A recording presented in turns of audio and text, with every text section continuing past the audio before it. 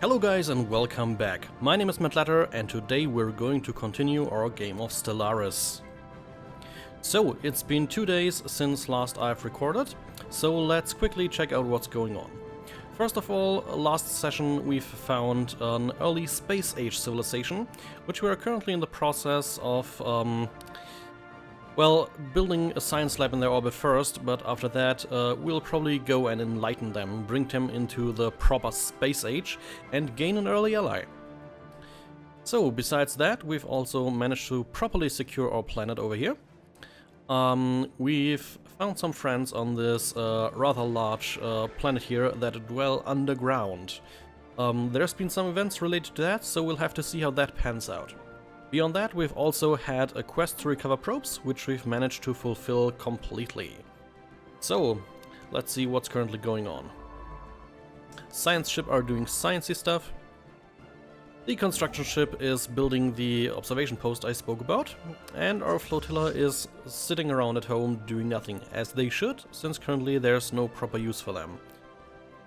Actually that may not be true. We could probably go around and smack some aliens.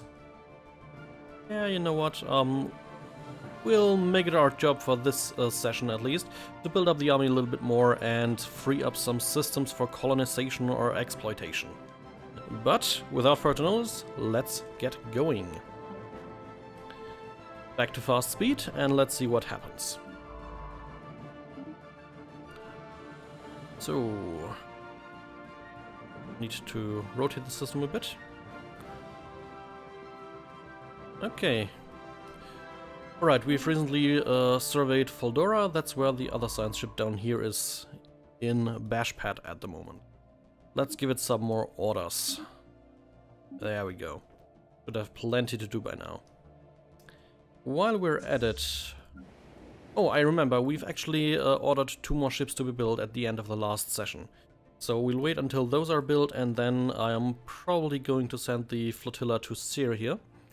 I believe there wasn't too much of a dangerous enemy presence there, and I love the name of that system. The Battletech fans among you may know why.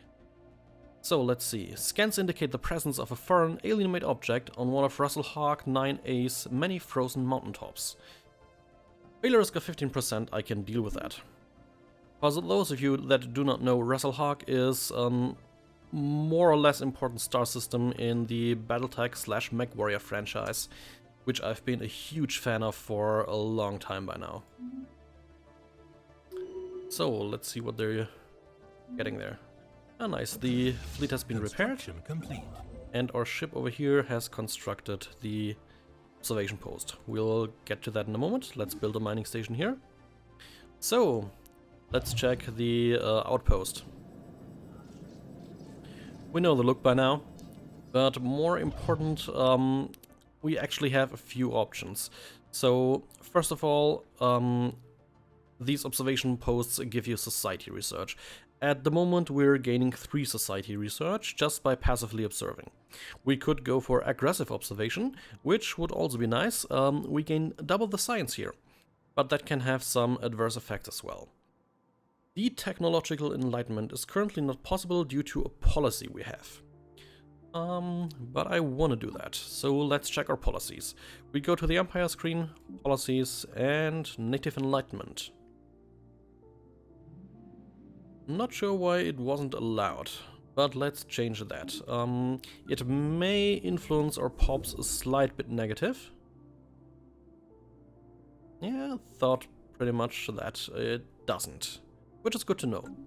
So, let's instead go to the technological enlightenment. Let's wait for a moment. So, technological enlightenment, what that does, it... oh, actually, we should probably not do that at the moment.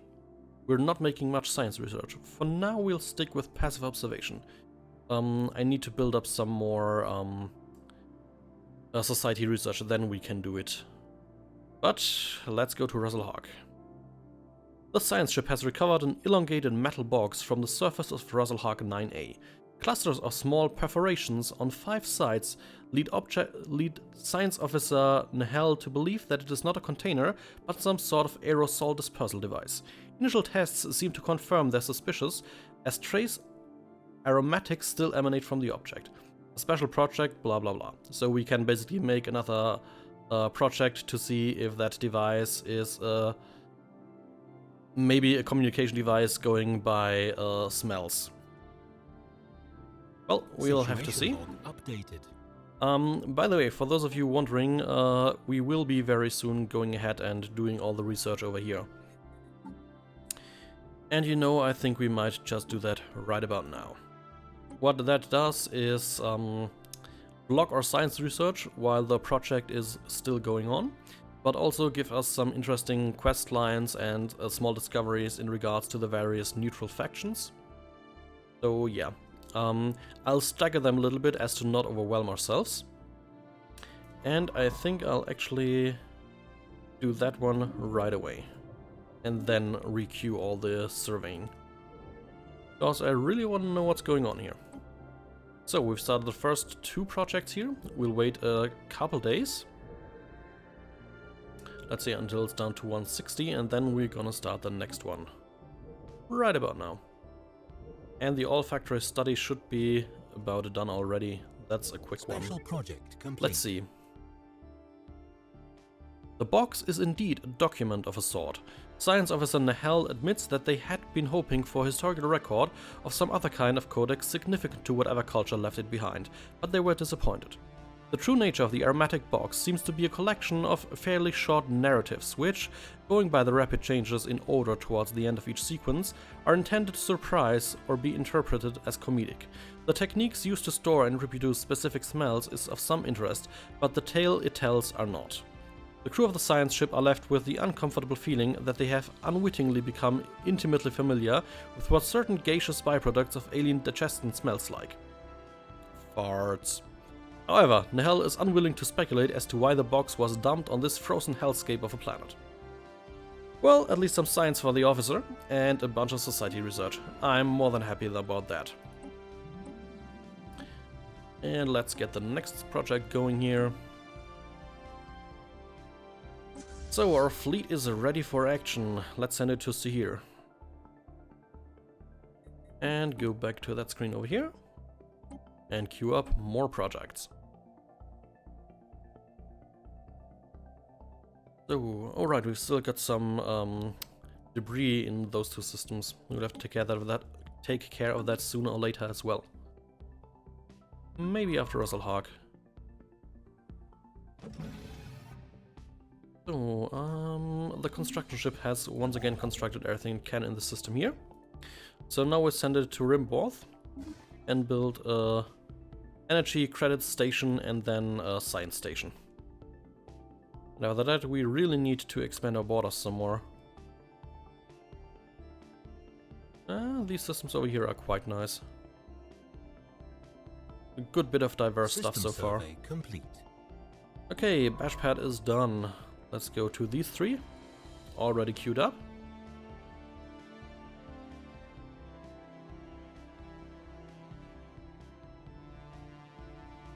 So it's a bit of waiting time right now. But I think the first project should finish relatively soon. Yes, indeed it does. So let's see what these alpha aliens are we first met. Baba should follow really soon. Special project complete. And there we go, project completed. The ancient mining drones. Reports of deep space drones in certain systems have been investigated. The drones appear to be the workers and custodians of an autonomous orbital mining operation, established millennia ago and then soon abandoned by all but the drones themselves. Judging by their state of the processing equipment. Oh, sorry, that belonged to the sentence before. Their purpose is obvious enough, mining, but who is it that tasked them is not immediately apparent. What is obvious is that no shipment of minerals has been retrieved from the system in hundreds, if not thousands of years. They may be old drones, but they should be kept under close watch by the Galactic Havarigga Dominion. So, establish a mining post to check them out some more, or take them apart. We're going to establish a listening post. We want to know more about them. Updated. Let's do that. Quick 90 days. In the meantime, though, our engineering research is blocked. And the Abyssal Flotilla is present here. Yeah, that's too powerful. Maybe I was misremembering, or there's two of these relatively strong forces around Rimborth. Blocking two systems even. Let's maybe quickly check on our homeworld here. There's still a bunch of stuff I could build here. For one, let's start with a science lab. Takes a bunch of our minerals again, but that's okay. We can deal with that. And if these two pop units are finally done, the planet has achieved the first stage of advancement. Basically, when you have 5 population units in total, you can upgrade the ship shelter and the colony becomes a proper colony. Like, settled by more than a couple thousand or 10,000 people, you could say. Project complete. And the next one is done, the Space Amoebas. These entities, encountered by our fleets some time ago, are new, wondrous forms of spaceborne life. Quickly named Space Amoebas, following an analyst's gross misreading of initial sensor output, the creature is in fact larger than an average Havariggan corvette. We should leave it be and remotely monitor the creature and its kin from near Astan. And we'll do that. Log updated. Another 90 days. Let's see what our military finds in Divda. I think it might be another, yes, big dangerous space amoeba. Complete. That's not awesome. Let's quickly set these guys to Pesh. And then Void Clouds. An investigation into a peculiar cluster of debris and space dust has yielded surprising results. It is particulate cloud bristling with a powerful charge of unknown origin that has no business exhibiting the simple reflexive reactions, let alone movements with purpose. And yet it does. There is something undeniably ominous about the hazy subject of the relayed video feeds. Perhaps there are things in the universe we should not tangle with. Let us watch, but not interfere with it. Situation log updated. Another special object. Project. So we're doing a whole bunch of science stuff right now. Yeah, Bashpad has a lot of energy credits I'd like to have. Special project complete. And there we go, the Tanky. The spaceborne lifeforms, which the Havariggan head of society research has come to refer to as Tanky, are docile creatures. Capable of accessing some lower dimension of subspace, they roam from system to system with relative ease, though nearly the same ease as the Havariggan fleets. They graze on gases common to the upper layers of many gas giants. It is highly unlikely, to say the least, that this is their only food source, but intake of other nutrients has yet to be observed. They will rarely, if ever, attack, even when provoked. They can safely be ignored. And since we're materialists, hunting them would be a net loss anyways. So yeah. We apparently gain a bit of a technology there. Frequency tuning, I haven't seen that one before. Go. Frequency tuning, energy siphon ability. Okay, I actually really haven't had that one before. Interesting. Okay, let's continue. We should consider building our fleet up again to free these two systems of those space amoebas. Special project complete. Oh wow, a lot of stuff happening. The mining drone work ethic, which is why I chose the path I did with the mining drones. The drones are remarkably efficient at squeezing ever-diminishing returns from rocks Havariggan miners would have soon discarded, deemed exhausted of all worthwhile mineral content. Our top engineers are working on adapting the drone's methodology for use in the Galactic Havarigga Dominion's mining network stations, which should improve efficiency, effectively lessening energy expenditure. Of lesser import is the fact that the drones are not completely silent, contrary to previous assumptions. They emit signal pings, though extremely infrequently and at a wavelength hard to isolate from background noise. If there is anyone left to receive these pings, they may be a mystery for another time. So, normally you would only have the lower option of find out how they evaluate mining sites, which would create a list of mineral-rich planetoids in the situation log. Since we are Xenophile, we get the option to get the droning optimizations edict. We'll take that one. You'll see why in a moment. So, droning optimizations. It costs 0.85 each month in influence, which is okay. It gives us plus 15% minerals, but costs us 5% energy credits. So we'll do that and gain 3 more minerals and a bit less energy credits. Don't worry about the energy shortage, we are going to defeat that problem relatively soon, I think. In the same time, I should actually consider going to Foldora here. Either that or Bazanak. Bazanak would probably give us Anaconus and Regolin into our influence radius. But Foldora could perhaps in later time give us Bashpad, which is a massively good planet. We'll have to see how it goes. I should probably though begin to save up minerals for another colony ship soon. Early expansion is important as long as you don't overdo it. Oh wow, there's just so many dangerous space amoebas around this game. You know what, for now let's return home again. We'll probably have to build a bit of a stronger military. I'll do that after setting up the next colony ship. Mining station has been built. Let's construct a research station. Special project complete. The Void Unclouded. The Void Clouds are, as far as Havariggan researchers can tell, among the oldest entities in the universe. They seem to have originated just a scant few billion years after matter as we know it first appeared. The tremendous forces of the young cosmos making something out of nothing. They would have been stars once, but were not. Explaining their apparent animal intelligence is more difficult, but the answer might lie in the abnormally strong electromagnetic fields that keep them together, another product of their primordial beginnings. It is not inconceivable that, given enough time, the circulation of its strange stardust and gravitic fields aligned in a flexible approximation of neural pathways. Moreover, the clouds seem to be receiving impulses from one another, if not outright communicating, light years apart. Quantum entanglement is suspect to play a role in this phenomenon. They will not stand in our way, which gives us a permanent 10% damage bonus against them and some physics research.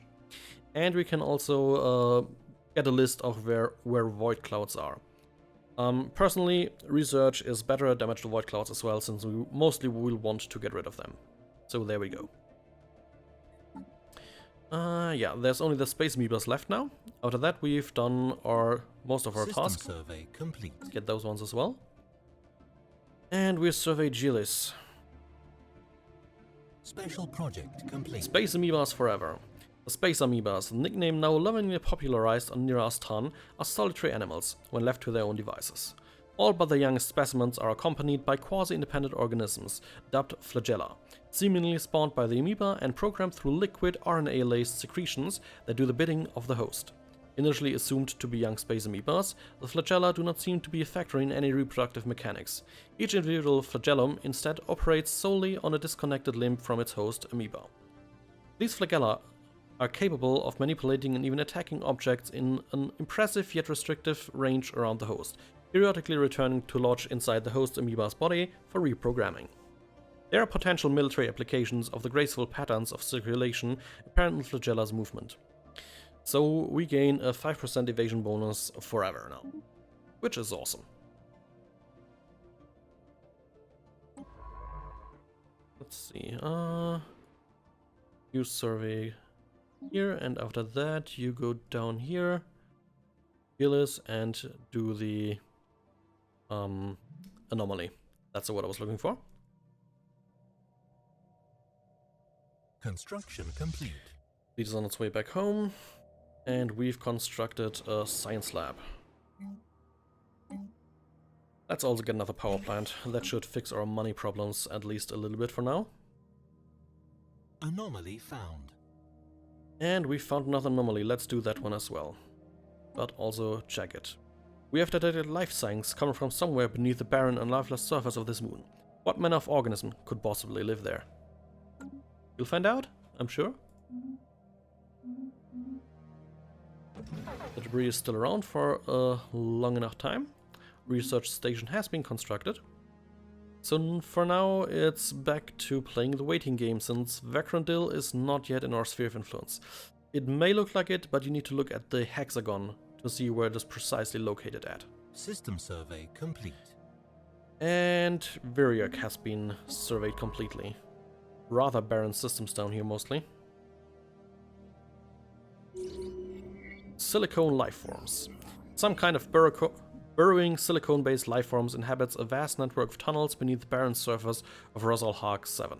As best as we can tell, the creatures feed off rocks, and there is evidence to suggest that they possess a rudimentary form of intelligence. Their tunneling efforts have shoveled large amounts of valuable minerals to the surface. Ooh, nice. That planet got +3 on mineral output. So Rosalhag is a system we will want to get our hands on. Complete. So after doing that over here, I'll probably go to Sedran. And here we have another planet we could live on. Size 15 is not too small. Complete. And we've got a new contact. The Xenier Union of Colonies. They are xenophile and fanatic pacifists.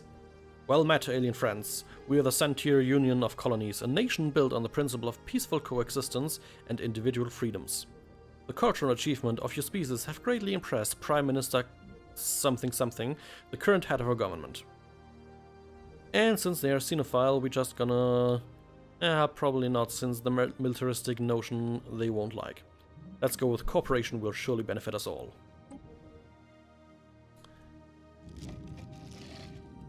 Okay, these guys are over here. So, Crystallike Entities. The reports of strange free-floating crystal-like objects observed in certain systems have been investigated. The ship-sized objects and their slightly smaller but equally crystal-like satellites at first appeared inert, but sudden shifts in their orientation relative to our ships and new energy signatures emerging from within the prisms indicate that they should be regarded as hazardous and approached with caution. Even should we not find the martial use for them, studying a shattered crystal would no doubt yield interesting results. So go out, break one of them, and research. We'll see about that. Research complete. And we've got research on the biolab. Oh nice, we could go for a xenology, which would give us alien pets as a resource, which is hilarious. But for now, I'll either go with colonial centralization for more influence, but more likely for galactic ambition, since the border range will get us a few new systems which we can exploit, which is more important at the moment. So, we'll call the episode here. Thanks again for watching. I hope you've had some fun. If you want, comment, like, subscribe. I'm happy for all of that.